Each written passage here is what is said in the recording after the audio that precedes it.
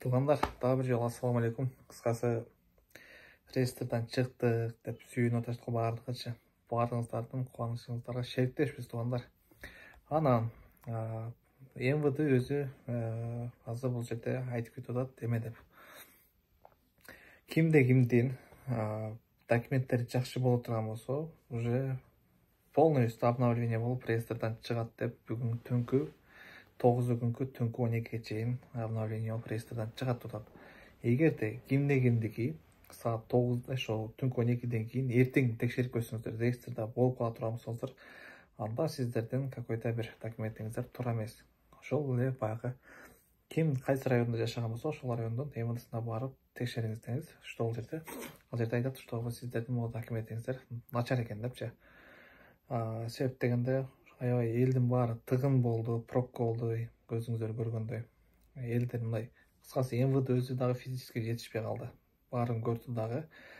Бул эми мындай айтканда баягы эскертүү берди.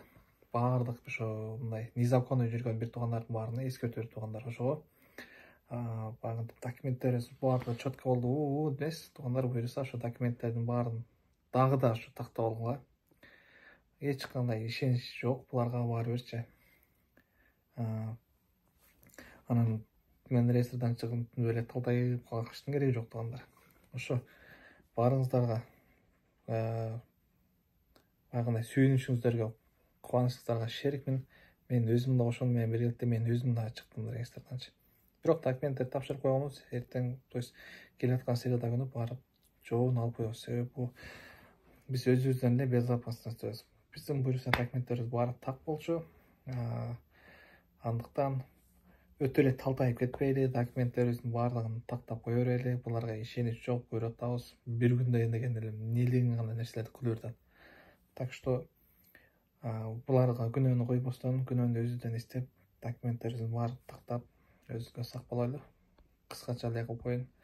Баарыңыздардын кубанычыңыздарга шерикмин. Ассаламу алейкум.